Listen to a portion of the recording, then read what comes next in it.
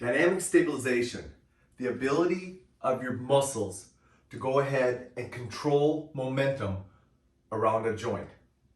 Specifically, this is going to come into play at the shoulder and at the low back. But it's also going to impact the knee, the ankle, all our joints.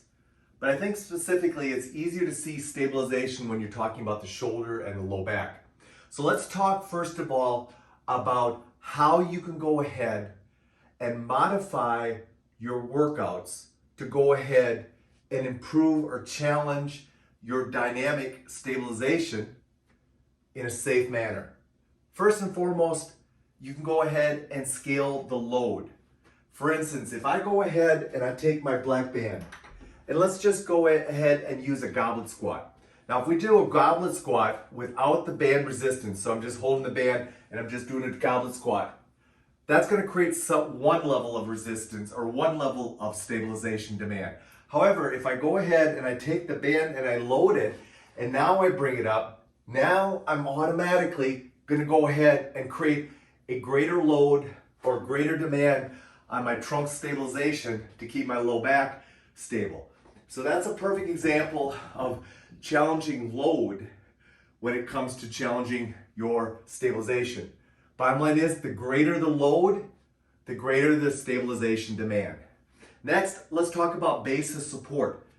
When it comes to basis support, the more stable your basis support, the less demand on your stability. As an example, if I go ahead and I go and do a chest press, and I step into the band and I hook it on and I do a chest press, I know that if I'm in a staggered stance, my stability on my trunk is going to be easier. The basis support is going to help me remain more stable. However, if I bring my feet close together and I press out, now the stabilization demands on my trunk, keeping my low back stable, are going to be greater.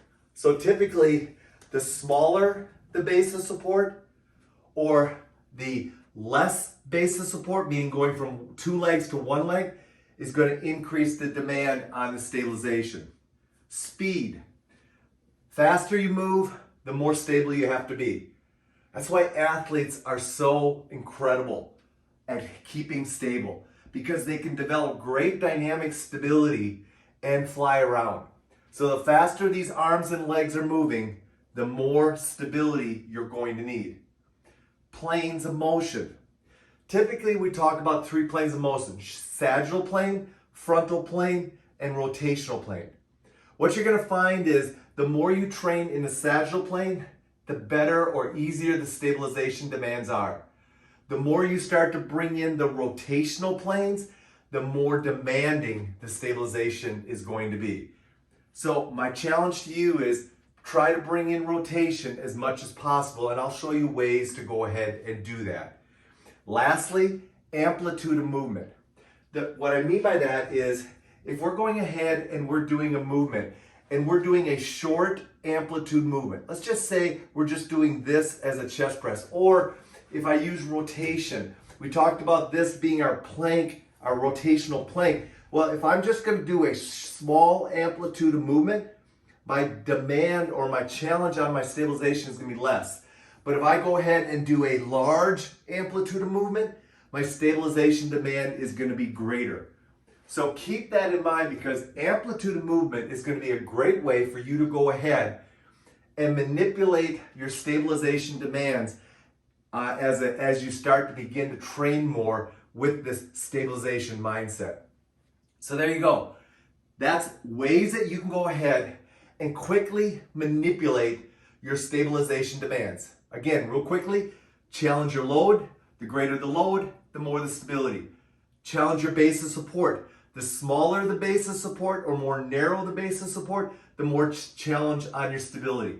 Speed. Faster you move, the more stabilization you need. Plane of motion. Rotation is going to be the most challenging for you to go ahead and stabilize in. Sagittal plane will be easier. And then lastly, amplitude of movement. Greater the amplitude of movement, the more stabilization demand you're going to need.